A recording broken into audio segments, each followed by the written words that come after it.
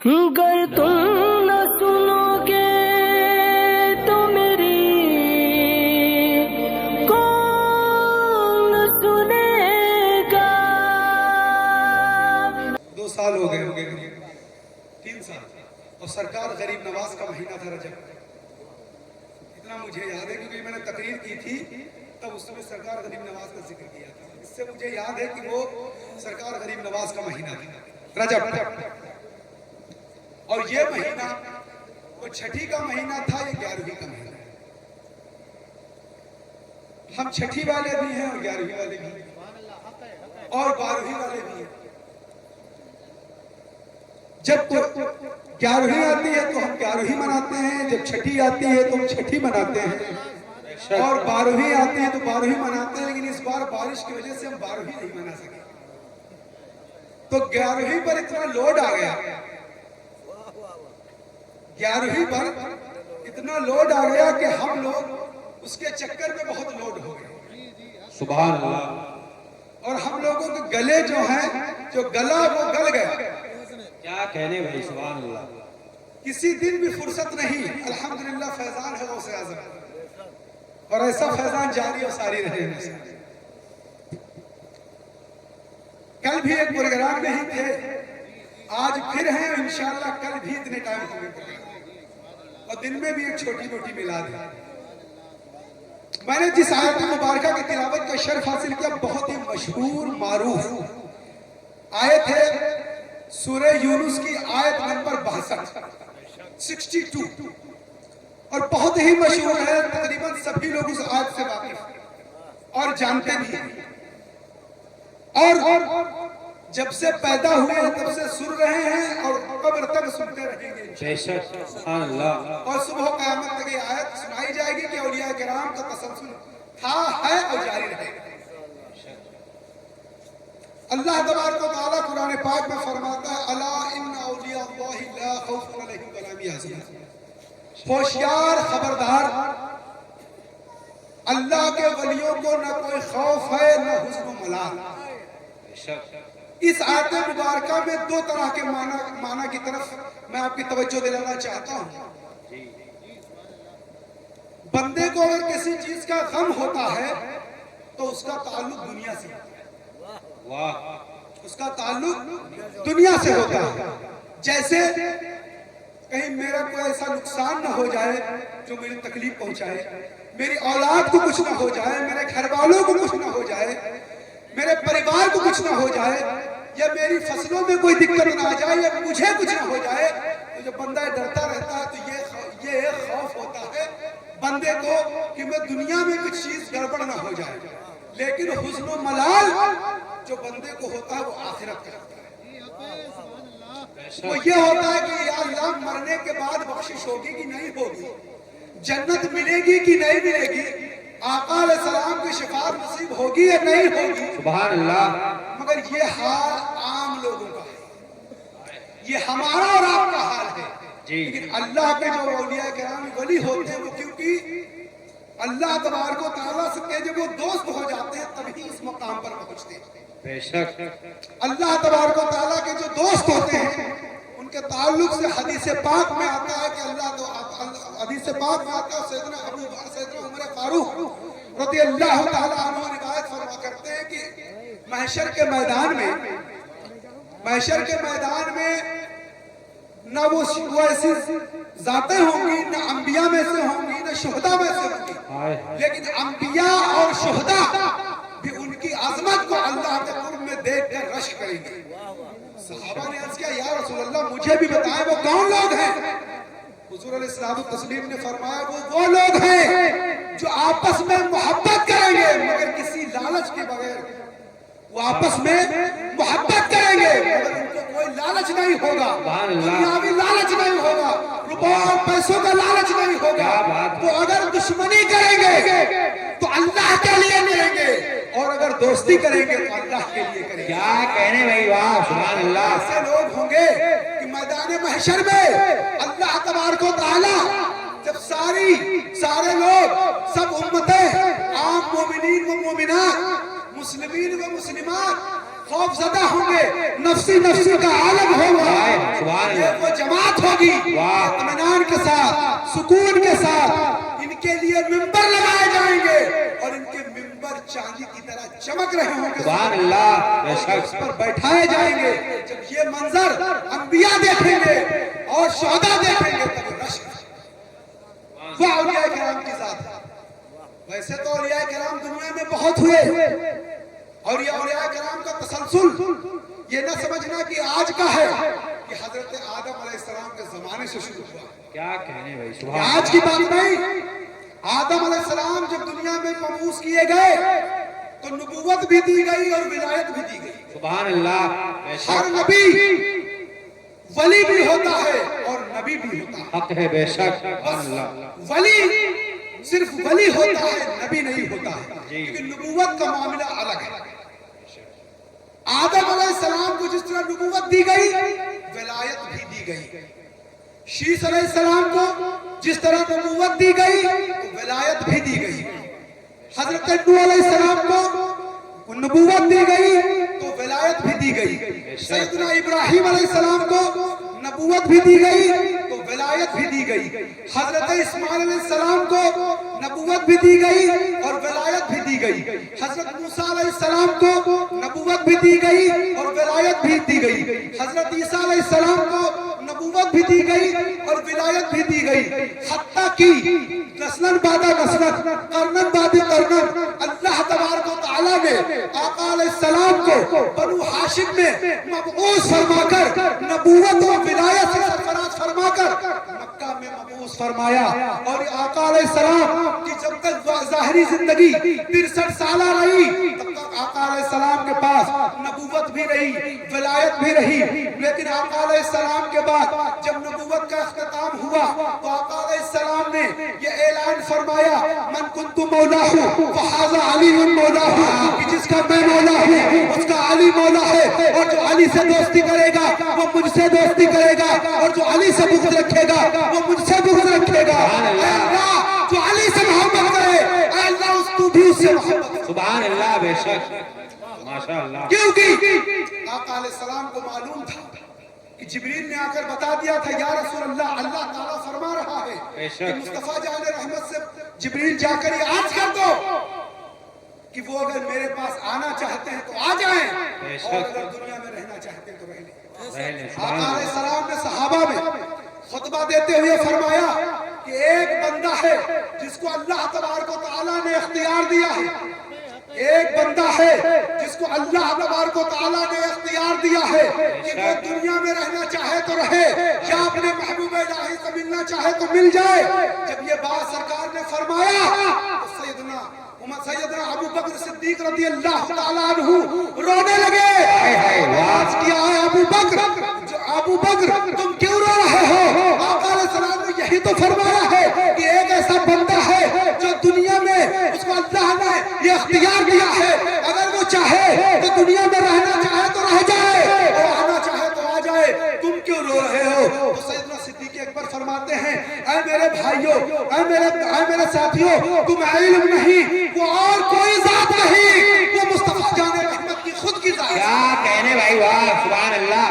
ماشاء اللہ وہ اور کوئی ذات نہیں مصطفیٰ جان رحمت صلی اللہ تعالی وسلم کی خود ذات ہے آقا علیہ السلام کا وصال ہونے والا ہے تو اس وقت آقا علیہ السلام جب حجۃ الوداع کے بعد واپس آ رہے تھے تو مدینہ شریف سے پہلے ایک جگہ ہے مقام خم وہاں اللہ کے حکم سے آقا علیہ السلام کبھی بھی کوئی بات اپنی طرف سے نہیں فرماتے تھے جو بات بھی آپ فرماتے تھے رب کائنات کا حکم ہوتا تھا وہ چاہے بذریعہ جبریل ہو اللہ تبارک و تعالیٰ انہیں الہام فرمائے آقا علیہ السلام جس کو اگر وحی آئے اسے قرآن کہتے ہیں اور جو الہام ہو اسے حدیث قدسی کہتے ہیں سبحان اللہ بے شک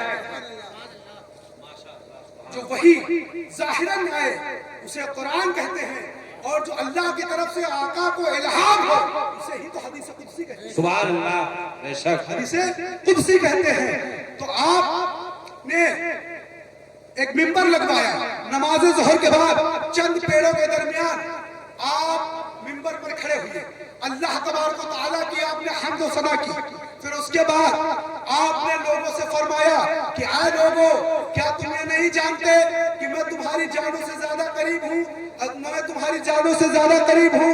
3 بار آقا علیہ السلام نے فرمایا.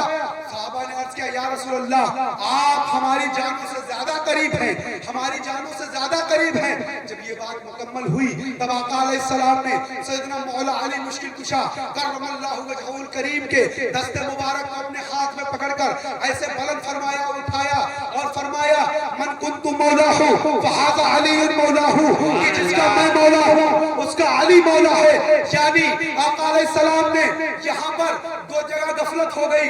شیعوں نے یہ سمجھ لیا کہ آقا علیہ السلام نے اس کا یہ معنی انہوں نے نکالا کہ آقا علیہ السلام نے خلافت کا اعلان کیا ہے، لیکن یہ معنی درست نہیں. آقا علیہ السلام نے خلافت کا اعلان نہیں کیا تھا، بلکہ آقا علیہ السلام نے ولایت کا اعلان کیا تھا، کیونکہ آقا علیہ السلام کی ذات پر جو نبوت بند ہو رہی تھی، علی مرتضیٰ کی ذات پر باب ولایت کھل رہا تھا. ماشاءاللہ سبحان اللہ، کیا کہنے بھائی سبحان اللہ. اور کیونکہ آقا علیہ السلام کو معلوم تھا کہ میرے بعد کوئی نبی نہیں ہوگا، لیکن نظام تو قیامت تک چلنا ہے. نظام تو قیامت تک چلنا ہے. تو نظام کن کے ذریعے چلے گا، کن شخصیات کے تھرو چلے گا؟ تو اس کے لیے 2 طرح سے اللہ تبارک و تعالیٰ نے چنا. ایک طرف تو خلافت راشدہ کو چنا. حضور علیہ السلام نے 2 طرح سے اپنے معاملات کو چلایا. ایک تو حکومت کے تحت چلایا جو ظاہری معاملات تھے، اور ایک باطنی اعتبار سے چلایا جو باطنی معاملات تھے. اور جو حکومت کا معاملہ تھا وہ سیدنا صدیق اکبر رضی اللہ تعالیٰ عنہ کو سونپا گیا، اور ان کے بعد سیدنا عمر فاروق کو سونپا گیا، ان کے بعد سیدنا عثمان غنی رضی اللہ تعالیٰ عنہ کو سونپا گیا. لیکن اس کے بعد جب مولا علی مشکل کشا کرم اللہ وجہہ الکریم کی باری آئی، تب جو خلافت راشدہ تھی وہ بھی آپ کو منصب میں دی گئی، اور جو آقا علیہ السلام کی ولایت کبریٰ تھی، غوثیت کبریٰ تھی، ولایت عظمیٰ تھی، وہ بھی آپ کو عطا ہو گئی. یعنی ظاہر کی جو حکومت تھی وہ بھی آپ کو عطا کی گئی، اور جو باطن کی ولایت کی حکومت تھی وہ بھی آپ کو. نعرے تکبیر، نعرے رسالت، نعرے رسالت، دشتے غوث اعظم شہزادے نظام ملت، نعرے تکبیر، نعرے رسالت. مولا علی مشکل کشا کرم اللہ وجہہ الکریم کے بعد مولا علی، اور مولا علی کون ہے تھوڑی گفتگو کر دوں، کیونکہ آج کے دور میں کل پروگرام ایک ہو رہا تھا دولت پور میں.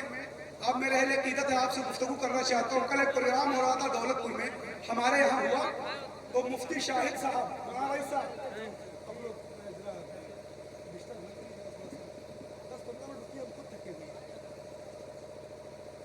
ایک بار درود پاک پڑھ لیجیے. اللہم صلی اللہ سیدنا مولانا اللہ علیہ وآلہ صلی اللہ علیہ وسلم والسلام علیکہ یا رسول اللہ صلی اللہ تعالی علیہ وسلم.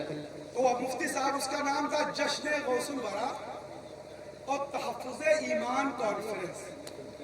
تو ہم لوگوں نے سوچا کہ اس میں بس وہی ہوگا کہ رد ہوگا، غوث اعظم کا ذکر ہوگا اور 24 والی رد ہوگی، لیکن اس میں معاملہ الٹا ہوگا. ہم لوگ جب مفتی صاحب و جامع الرضا بڑی جگہ ہے جو اپنی مرکز عقیدت ہے سب لوگوں کے لیے، ہمارے آپ کے لیے، انہوں نے کیا کام کیا کہ بجائے رد وہابیت کے رد شیعت شروع کر دیا. اب یہ بتائیے کوئی ہے، لوگ سب جانتے ہیں کہ دولت پور میں شیعہ کہاں ہے، بلکہ میرے اس مضافات میں تھی شیعہ نے، اور شیعہ کی آڑ میں انہوں نے کیا کام کیا کہ سیدنا امیر معاویہ رضی اللہ تعالیٰ عنہ جن کے قدم ہمارے سروں پر، ان کی عظمت ہمارے سروں پر، ان کی عظمت کو بیان کرنے لگے اور مولا علی کی عظمت کو گھٹانے لگے، اور اعلیٰ حضرت کا فتویٰ بھول گئے کہ مولا علی کے مقابلے میں امیر معاویہ صحابی ہیں، سب کچھ ہیں، اس میں کوئی دو رائے نہیں، جنتی بھی ہیں، لیکن مولا علی کا مقابلہ ان سے کوئی نہیں ہے. سبحان اللہ. حسن اور حسین سے کوئی مقابلہ نہیں، مولا علی تو بہت بڑی ذات ہے، کوئی مقابلہ نہیں کہ کہاں 1 نمبر کے صحابی اور کہاں 10ویں درجے کا صحابی. 1 نمبر سے چکر نہ سمجھ لینا کہ علی کا پہلا نمبر، علی کا چوتھا نمبر، مولانا رئیس صاحب علی کا چوتھا نمبر، یہ ہم سنیوں کا عقیدہ ہے. لوگوں کا ہے کہ علی کا پہلا نمبر دمادم مست کلندر، علی کا پہلا نمبر، لیکن ہمارا عقیدہ ہے کہ علی کا چوتھا نمبر. مگر جو میری اسٹڈی ہے اس کے مطابق میں بات گفتگو کر رہا ہوں. علی کا چوتھا نمبر خلافت میں ہے. علی کا چوتھا نمبر خلافت میں ہے اور افضلیت میں بھی علی کا چوتھا نمبر ہے. ان سے زیادہ فضیلت سیدنا صدیق اکبر کو ہے, ان سے زیادہ فضیلت عمر فاروق کو ہے, ان سے زیادہ فضیلت عثمان غنی کو ہے. لیکن ایک بہت خاص بات میں بتا دینا چاہتا ہوں.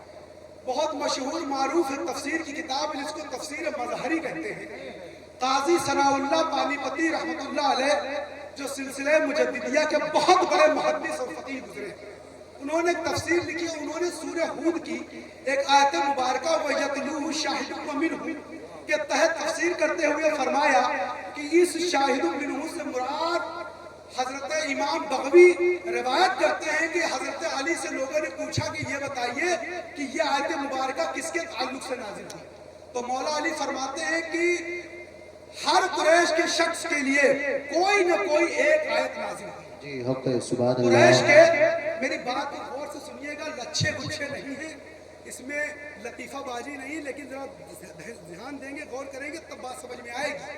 لچھے گچھے والا نہیں, نعرہ تو نہیں اس میں لگائیں گے کہ اس میں جوش نہیں آئے گا. بات غور سے سنیے, میں بتانا کیا چاہتا ہوں.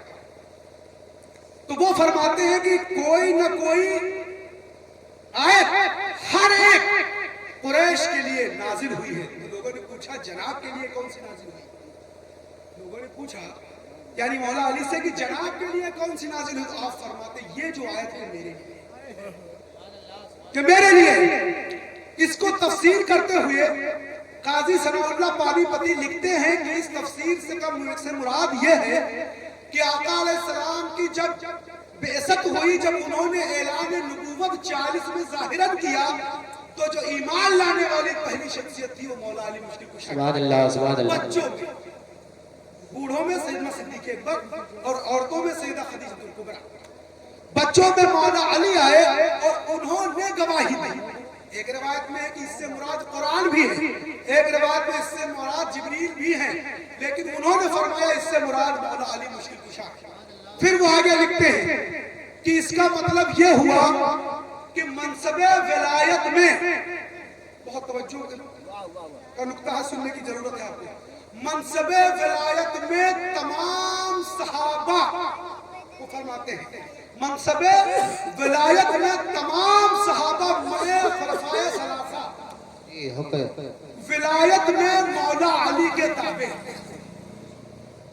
ولایت میں مولا علی کے تابع ہے.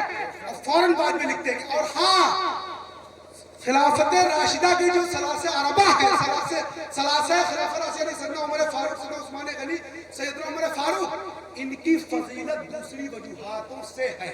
سبحان اللہ. ان کی فضیلت مولا علی کے اوپر دوسری فضیلت دوسری وجہوں سے فضیلت ہے, لیکن ولایت میں تمام صحابہ 1,24,000 یا اس سے کم و بیش سارے صحابہ ولایت میں مولا علی کے تابع, کیونکہ آقا علیہ السلام نے مولا علی کو فاتح ولایت بنایا. جس دفعہ اللہ نے مصطفیٰ کو سے نبوت کی شروعات کی, بھیجا آخر میں, آقا علیہ السلام فرماتے ہیں کہ نبوت کو کھولنے والا میں ہوں اور نبوت کو بند کرنے والا بھی میں ہوں. سبحان اللہ, سبحان جب اللہ. نبوت بند ہوئی تو آقا علیہ السلام نے اپنی زبان مبارک سے من کنت مولا کہہ کر حضرت علی کو ولایت کا منبع بنایا اور اپنا مظہر بنایا. حق ہے, سبحان اللہ. آگے وہ فرماتے ہیں اسی لیے آقا علیہ السلام نے فرمایا, اور پھر وہ مجدد الفسانی کا قول نقل کرتے ہیں اور وہ فرماتے ہیں کہ آقا علیہ السلام نے اسی لیے فرمایا کہ انا مدینۃ العلم وعلی بابها فمن اراد العلم فلیأت الباب. سبحان اللہ. یہ حدیث پوری آدھی حدیث بیان کرتے سنتے ہیں سب لوگ.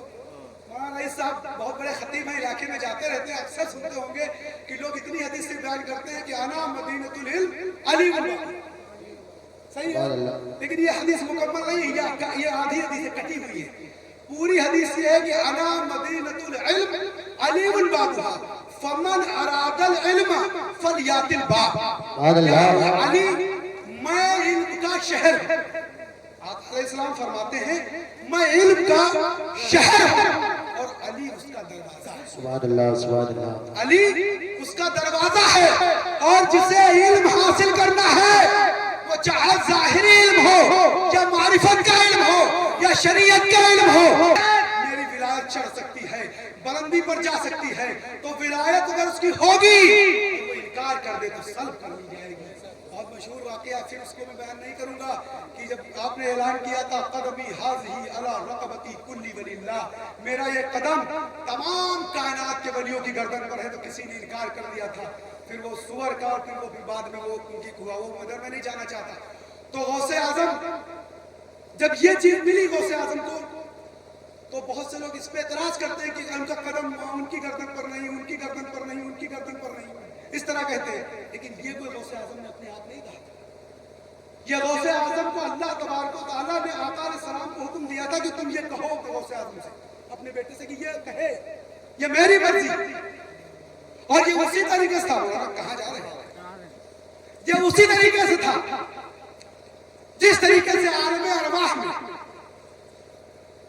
جب دنیا نہیں تھی, کیول روحیں تھی, عالم ارواح میں اللہ تبارک و تعالیٰ نے تمام انبیاء کو جمع کیا تھا اور ان سے ایک میثاق لیا تھا, ایک عہد لیا تھا. وَإِذْ أَخَذَ اللَّهُ مِيثَاقَ النَّبِيِّينَ كَمَا آتَيْتُكُمْ وَكِتَابٌ ثُمَّ حِكْمَةٌ, اس طرح سے پوری آیت ہے. یہ آیت مبارکہ میثاق کی آیت ہے. یہ آیت ہے, اس سے میں لیا تھا کہ میں تم کو دنیا میں بھیجوں گا, نبوت دوں گا, کتاب دوں گا, رسالت دوں گا, اس کے بعد سب سے آخر میں میرا رسول آئے گا. تم کو اس پہ ایمان لانا ہے اور اس کی مدد کرنا ہے. تم کو اس پر ایمان لانا ہے اور اس کی مدد کرنا ہے. تو تمام انبیاء نے اور رسولوں نے یہ وعدہ کیا اللہ تبارک و تعالیٰ کے دربار میں کہ یا میرے پروردگار, جو تیرا حکم ہے اس کو ہم بجا لائیں گے. امام قسطلانی المواہب اللدنیہ میں اس کے تعلق سے حدیث پاک درج کرتے ہیں. وہ فرماتے ہیں کہ جب یہ عہد ہو رہا تھا تب ایک نور چمکا, آسمان میں نور چمکا. جب اوپر سر اٹھا کر تمام انبیاء کی روحوں نے دیکھا, اور روحوں نے کہ اللہ تعالیٰ نے ہاتھی اٹھوا دیے ہوں تو اللہ کی قدرت ہے. کوئی کہیں لکھا تو ہے نہیں کہ کیا بس قرآن فرما رہا ہے کہ میثاق ہوا تھا, ہو سکتا ہے اللہ نے ہاتھی اٹھوا دیا ہو یا سر اٹھا دیا ہو, اٹھوا دیا ہو, اللہ کی قدرت ہے. تو اللہ تبارک و تعالیٰ نے جب میثاق لیا تو نور چمکا فرماتے ہیں. جب تمام انبیاء نے پوچھا ہے میرے پروردگار یہ کیا ہے, یہ نور کس کا ہے, تو اللہ تبارک و تعالیٰ نے فرمایا اے میرے بندو, یعنی اے میرے رسولوں جن کو میں نے رسول بنایا ہے, یہ اسی شخص کا, یہ اسی میرے حبیب کا نور ہے جس کے آگے تمہاری گردنوں کو میں نے جھکا دیا, جس کے آگے میں تم کو میں نے حکم دیا ہے کہ تمہیں ایمان لانا ہے, ان کی مدد کرنا ہے, ان کی مدد کرنا ہے. سیم ٹو سیم اللہ تبارک و تعالیٰ نے کائنات میں 2 بار, نبوت میں آقا علیہ السلام جناب محمد مصطفیٰ صلی اللہ علیہ وسلم کے سوا کسی نبی کے آگے گردن نہیں جھکی. اور ولایت میں, کائنات ولایت میں غوث اعظم کے سوا, کائنات ولایت میں غوث اعظم کے سوا کسی ولی کے آگے کسی ولی کی گردن نہیں. ایک بات کیا کائنات نبوت میں ہوا, ایک بات کیا کائنات ولایت میں ہوا, اور وہ اس لیے کہ آقا علیہ السلام کا مظہر دیکھنا ہے تو غوث اعظم کے ساتھ دیکھنا پڑے گا. آقا علیہ السلام کے جو معجزہ بے شمار ہیں, اسی طریقے سے غوث اعظم کی کرامتیں بے شمار ہیں, کرامتیں بے شمار ہیں. لیکن کیونکہ ٹائم زیادہ ہے بات آگے بڑھ جائے گی. 12:30 ہو گیا ہے اور آپ لوگ بھی سونے لگے ہیں. مجھے ایسا لگ رہا ہے کہ آپ لوگ سونے لگے ہیں, لیکن تھوڑی سی گفتگو کر کے میں آخری بات میں نکل لیتا ہوں. جس طرح اللہ تبارک و تعالیٰ نے میرے آقا حبیب مکرم صلی اللہ علیہ وسلم کو بے شمار معجزات بتائے, کوئی گنتی نہیں. امام ترمذی لکھتے ہیں کہ آپ کے 3000 کے قریب معجزات جو لوگوں نے گن ڈالے ہیں وہ موجود ہیں, اور بے شمار ایسے ہیں جو گنے ہی نہیں جا سکتے. آپ فرماتے ہیں اسی طرح سرکار غوث اعظم بے حساب کرامتیں عطا کی گئی, بے حساب کرامتیں عطا کی گئی، ان میں سے سب سے بڑی جو میں کہتے ہیں اپنے بیٹے کو غوث اعظم کے پاس رکھ دیا۔ چند مہینے یا چند سالوں کے بعد جب وہ واپس آئی تب اس نے دیکھا کہ اس کا بیٹا بہت نحیف اور لاغر اور بڑا کمزور ہو گیا تھا، اس کا چہرہ زرد ہو گیا تھا، پیلا ہو گیا تھا بھوک کی شدت کی وجہ سے، اور جب وہ آئی تو وہ سوکھی روٹی کھا رہا تھا۔ اب ماں تو ماں ہوتی ہے، ماں کا دل کہاں ماننے والا، کیا سلوک اور کیا منزل، اس کو تو پتہ ہی نہیں کہ سلوک ہوتا کیا ہے۔ اب وہ کمرے کے اندر جاتی تو کیا دیکھتی، غوث اعظم مرغا کھا رہے ہیں، روٹیاں کھا رہے ہیں، مرغا کی شوربہ کھا رہے ہیں۔ اب وہ عورت اور غصہ اور اس کو جوش آیا، اس نے کہا یا شیخ یہ کہاں کا سلوک اور انصاف ہے کہ آپ مرغیاں کھائیں اور میرا بیٹا سوکھی روٹی، آپ مرغیاں کھائیں اور میرا بیٹا سوکھی روٹی۔ غوث اعظم نے کہا مائی بیٹھ جا۔ وہ بیٹھ گئی، آپ نے جو ہڈیاں جمع کی تھی وہ ہڈیاں کھا کر جب کھانا فارغ ہوئے تو آپ نے کہا کن باذن اللہ، ہڈیوں کی طرف اشارہ کیا۔ امام شافعی الیافع مرۃ الجنان میں یہ کرامت درج کرتے ہیں۔ بہت لوگ اعتراض کرتے ہیں کہ یہ صوفیہ نے گڑھ دی ہوگی، یہ محدث ہیں جنہوں نے یہ لکھی، شافعی محدث ہیں جنہوں نے یہ کرامت درج کی ہے غوث اعظم کی۔ وہ لکھتے ہیں کہ جب غوث اعظم نے کن باذن اللہ فرمایا تو وہ جو ہڈیاں تھیں وہ مکمل مرغا ہو کر زندہ ہو کر کھڑی۔ آپ نے فرمایا کہ جب تیرا بیٹا اس مقام پر پہنچ جائے گا تو جو چاہے کھاتا۔ اللہ سبحان اللہ سبحان اللہ۔ ابھی تیرا بیٹا اس مقام پر نہیں پہنچا، اس لیے سوکھی روٹی کھا رہا ہے، اور جب اس مقام پر پہنچ جائے گا تب وہ جو چاہے کھاتا پھرے۔ ہمارے یہاں تو سلوک کا معاملہ ہے، شروعات بکرے کے گوشت سے ہوتی، اسی لیے ہمارے یہاں سلوک الوک کا کوئی معاملہ نہیں۔ سلوک تو کیول ہم لوگ بات کرتے ہیں سلوک کی، سلوک کا معاملہ سوکھی روٹی ہے، چلہ کشی ہے، جس میں اگر ہاتھی جیسا ہو تو چیٹی کی طرح ہو جائے تب سلوک پورا ہوتا ہے۔ اپنے یہاں تو یہ حال ہے کہ جس اگر چیٹی کی طرح ہے اور سلوک کی طریقت میں چل گئے تو بھینسے کی طرح موٹے ہو جاتے کھا کے۔ اور ہمارے اہل عقیدت اور جو مریدین ہوتے ہیں وہ خوب حضرت ایک بوٹی اور لیجئے، ایک بوٹی اور لیجئے، ایک بوٹی اور لیجئے، اور بوٹی کھلاتے کھلاتے ہارٹ پیشنٹ بنا دیتے ہیں۔ یہ غوث اعظم کے زمانے کا سلوک نہیں تھا، یہ آج کے زمانے کا سلوک ہے۔ ان کے زمانے کا سلوک یہ تھا کہ پہلے بھوکے رہو، جب آپ کا نفس ایک دم پاک صاف ستھرا ہو جائے، جس طرح غار ثور میں حضرت صدیق اکبر نے اس کو پاک صاف کر کے حضور کو رکھا تھا، تب حضور اس میں سمائے تھے، جب صدیق نے پاک کیا تب حضور اس میں سمائے تھے۔ اسی طرح جب دل پاک صاف ہوگا تو اللہ تعالیٰ اس میں جائے گا، تب اللہ کا نور اس میں جائے گا۔ ہمارے دل تو کالا ہے تو اللہ کا نور کہاں جائے، شیطان گھسا رہتا ہے 24 گھنٹے، خرافات ہمارے ذہنوں میں آتی رہتی۔ غوث و خواجہ کی محبتیں کہاں آئیں گی، اللہ رسول کی محبتیں کہاں آئیں گی؟ نماز ہم پڑھیں گے نہیں، گیارہویں کرتے رہیں گے، روزہ رکھیں گے نہیں، گیارہویں کرتے رہیں گے، حج کریں گے نہیں، یہ سوچیں گے کہ 10 بیگھہ زمین خرید لیں تو بڑھ جائے، کیا کریں پیسہ برباد کر کے، بٹیا کی شادی کر لیں اس کے بعد جائیں۔ ہاں بٹیا کی شادی مانتے ہیں کہ بٹیا کی شادی کر لی تب جائیے، لیکن اگر بٹیا کی شادی سے زیادہ آپ کے پاس مال ہے تو جانے میں کون سی دقت ہے؟ بٹیا کی شادی 10 لاکھ میں آپ کو کرنی، مان لیا میں نے مہنگی شادی کرنی، اور روپیہ 15 لاکھ ہے آپ کے پاس، تو حج کرنے میں کون تکلیف ہے؟ بٹیا کی شادی 10 لاکھ میں کرنی ہے اور روپیہ 5 لاکھ ہے، ہاں تب میں مان سکتا ہوں کہ ہاں بھائی بٹیا کی شادی کرنا پہلے کرنی بٹیا کی۔ اور کھیت یہ نہیں مانا جائے گا کہ تم کھیت خرید لو، یہ تو پراپرٹی تم بنا رہے ہو، اسے تو 50 کروڑ ہوگا، تم اس کہے 50 کروڑ کے چلو لکھنؤ میں پلاٹ خرید لیں، تو حج نہیں کرو گے، زکوٰۃ فرض ہوگی داؤں کاٹ کر زکوٰۃ نہیں دو گے، اور کہو گے غوث اعظم زندہ باد، مسلک اعلیٰ حضرت زندہ باد۔ تو یہ غوث اعظم کا مسلک یہ نہیں ہے، اعلیٰ حضرت کا یہ مسلک نہیں ہے۔ ان کا مسلک یہ تھا کہ 40 سال عشاء کے وضو سے انہوں نے فجر پڑھا ہے، عشاء کے وضو سے انہوں نے فجر پڑھی ہے۔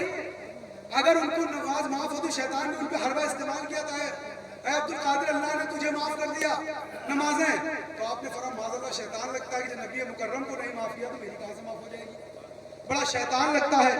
جب کہا شیطان تو اس نے کہا اے عبد القادر تیرے علم نے تجھے بچا لیا، سرکار عبد القادر جیلانی رضی اللہ عنہ پھر جان گئے کہ شیطان ہے، اس نے کہا میرے علم نے نہیں، میرے اللہ کے فضل نے مجھے بچا لیا، میرے اللہ کے فضل نے مجھے بچا لیا۔ تو ان کے پاس علم جو تھا وہ ظاہر کا بھی اگر ظاہر علم ہوتا صرف تو وہ ضرور کہہ دیتے کہ ہاں میرے علم نے مجھے بچا لیا، لیکن وہ تو باطن کی آنکھ سے دیکھ رہے تھے۔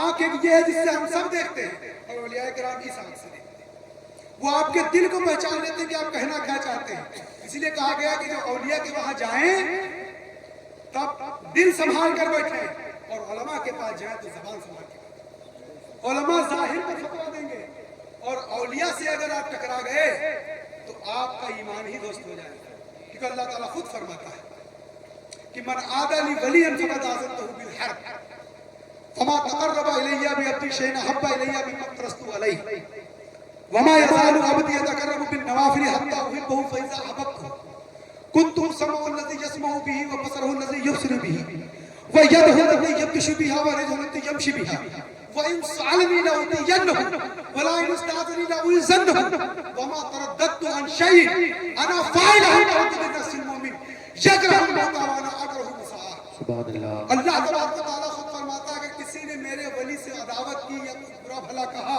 تو میں اس سے اعلان جنگ کرتا ہوں، اعلان جنگ کرتا ہوں۔ اور کوئی بھی شخص، کسی حدیث کی شرح کر کے میں بات کو ختم کر دوں گا، کوئی بھی شخص میری قربت نہیں حاصل کر لیتا الا سوائے فرض، کوئی بھی شخص میری قربت حاصل ہی نہیں کر سکتا، اللہ فرما رہا ہے، سوائے فرائض کی ادائیگی کے سوا، یعنی فرائض میں صرف نماز کو ہی نہ لے لینا کہ نماز کے فرائض، نماز، روزہ، حج، زکات، جو بھی ضروری چیزیں ہیں ان کو جو بندہ کثرت سے ادا کرتا ہے تو اللہ فرماتا ہے کہ وہ میرا قرب حاصل کرتا ہے، تو میں اس سے محبت کرتا ہوں۔ پھر میرا بندہ جب میں اس سے راضی ہو جاتا ہوں تو میرا بندہ نفلیں پڑھتا ہے، نفلوں سے پڑھتا ہے، یعنی نفل نمازیں پڑھتا ہے، نفل صدقہ کرتا ہے، نفل روزے رکھتا ہے، زکات وغیرہ دیتا ہے، یا جو نفل کام، جو دیگر کام ہیں، نیک اچھے کام ہیں، میرا بندہ کرتا رہتا ہے، اور نوافل کے ذریعے تو میں اس کے قریب ہوتا جاتا ہوں، یہاں تک کہ وہ اتنا قریب ہو جاتا ہے، اتنا قریب ہو جاتا ہے کہ میں اس سے محبت کرنے لگتا ہوں، میں اس سے محبت کرنے لگتا ہوں، اس کو اپنا محبوب بنا لیتا ہوں۔ تب وہ جب دیکھتا ہے تو میں اس کی آنکھ بن جاتا ہوں۔ سنا ہوگا آپ نے مشہور حدیث ہے بخاری شریف کہ میں جب وہ دیکھتا ہے تو میں اس کی آنکھ بن جاتا ہوں، وہ بولتا ہے تو میں اس کی زبان بن جاتا ہوں، وہ پکڑتا ہے تو میں اس کا ہاتھ بن جاتا ہوں، وہ سوچتا ہے تو میں اس کا دل بن جاتا ہوں، وہ چلتا ہے تو اس کا پیر بن جاتا ہوں۔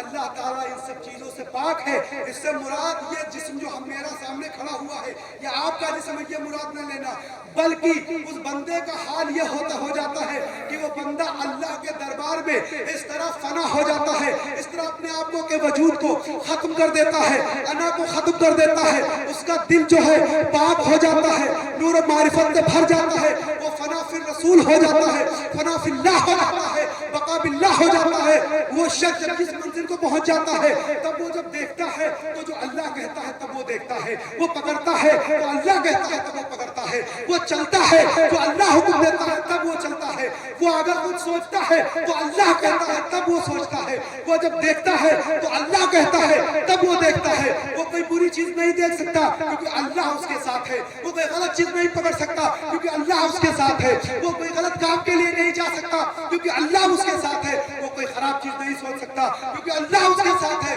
پھر اللہ تبارک و تعالیٰ فرماتا ہے جب میرا بندہ ان منزلوں کو طے کر لیتا ہے تو پھر بندہ جب مجھ سے کچھ مانگتا ہے تب جب مجھ سے وہ پناہ چاہتا ہے تو میں اس کو پناہ دیتا ہوں، اور وہ جو مجھ سے چاہتا ہے میں اس کو عطا کرتا ہوں، اور میں کبھی متردد نہیں ہوتا، میں کبھی تردد نہیں کرتا، مگر اپنے مومن بندے کی روح نکالنے میں متردد ہوتا ہوں، وہ مرنا نہیں چاہتا اور میں اس کو تکلیف دینا نہیں چاہتا۔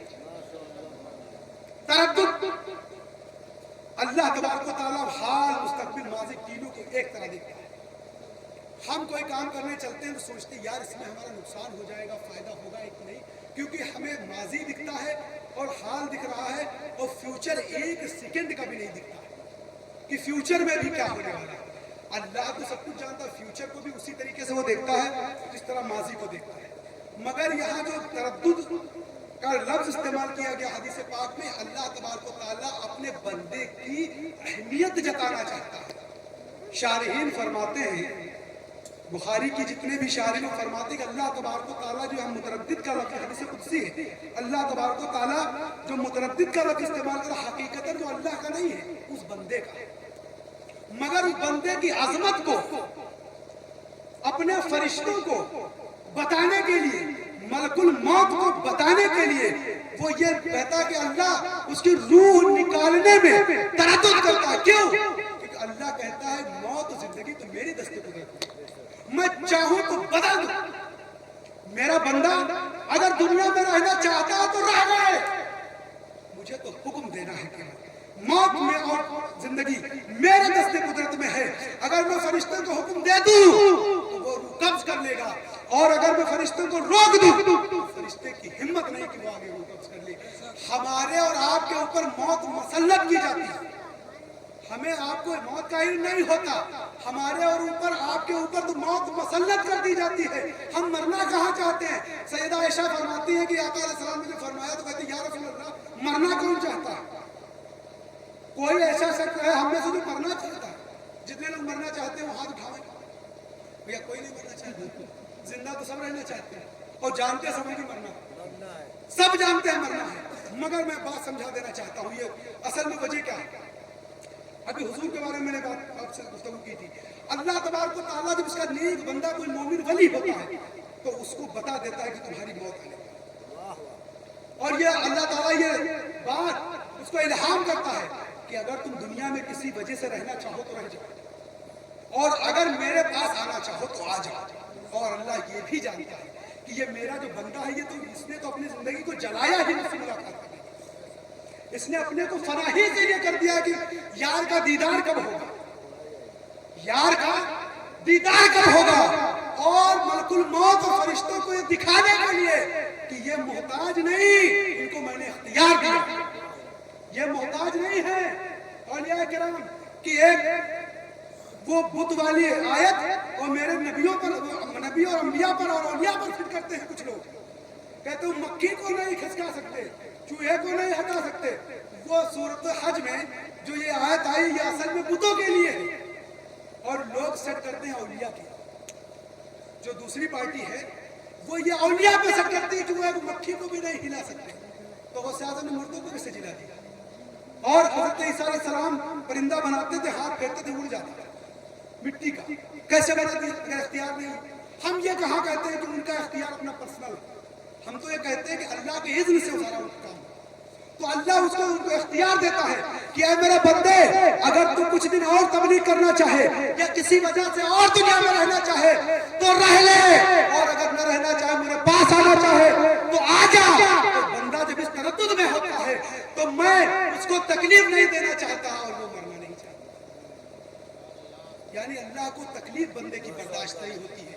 इसलिए औलिया किराम से सच्ची मोहब्बत हमारे ईमान का हिस्सा है हमारे, क्योंकि वली की मोहब्बत रसूल तक पहुंचाती है और रसूल की मोहब्बत अल्लाह तक पहुंचाती है। क्योंकि वली का जिक्र हदीस पाक में आता है कि अल्लाह फरमाता है, ये भी हदीस कुदसी है, कि जब कोई बंदों में मेरे औलिया होते हैं, मेरे नेक बंदे होते हैं, और इनका जब कोई जिक्र करता है, इनका कोई जिक्र करता है तो वो मेरा जिक्र हो जाता है। इनका कोई जिक्र करता है तो वो मेरा जिक्र हो जाता है, और जब कोई मेरा जिक्र करता है तो इनका जिक्र हो जाता है। यानी अगर अल्लाह के जिक्र तक जाना है तो औलिया के जरिए आप जा सकते हैं।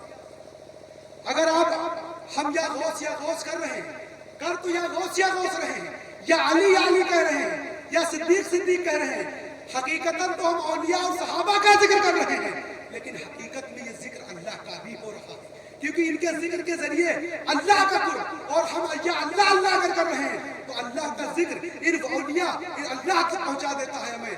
यानी अल्लाह का जिक्र औलिया तक पहुंचाता है और औलिया का जिक्र अल्लाह तक पहुंचाता है। इसलिए औलिया का जिक्र ये ना समझना कि अल्लाह का जिक्र नहीं है, इन नेक बंदों का जिक्र, हकीकत में अल्लाह के नेक बंदों का जिक्र होता है। तो औलिया किराम का जिक्र हो, सहाबा किराम का जिक्र हो, या अंबिया का जिक्र हो, असल में वो खुदावंद कुद्दूस का ही जिक्र होता है, क्योंकि इनमें जो खूबियां पाई जाती है वो बनाने वाले तो मेरा रब ही है।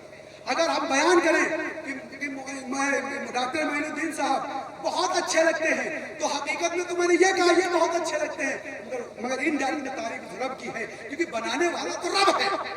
یہ اپنے آپ نہیں بنے, ان کو بنانے والا ہے. کوئی گھر خوبصورت بنا دیا جائے, حسین و جمیل بنا دیا جائے, کہنے والا کہے گا کہ بہت خوبصورت گھر ہے, یہ نہیں کہے گا کہ فلاں تھوئی نے بنایا ہے, فلاں مستری نے بنایا ہے, لیکن وہ ڈائریکٹ یہ کہہ رہا ہے گھر بہت خوبصورت ہے. حقیقت میں اس مستری کی تعریف ہو رہی ہے, کہ اس تھوئی کی تعریف ہو رہی ہے. بنایا تو اس نے ہے, یہ تو کیول دکھ رہا ہے, حقیقت کا بانی وہ ہے. تو بنانے والا میرا رب ہے, میرا رب. جب غوث اعظم کا یہ مقام ہے, اور جب تو نبی اعظم کا کیا مقام ہوگا, جو نبی اعظم کا مقام ہے, تو میرا رب کیسا ہوگا, تصور میں نہیں آ سکتا. اس لیے ہمیں آپ کو چاہیے کہ اللہ اور رسول سے محبت کریں, صحابہ سے محبت کریں, اہل بیت سے محبت کریں. استغفار استغفر اللہ ربی من کل ذنب واتوب الیہ وما علینا الا البلاغ واخر دعوانا الحمد للہ. یا نبی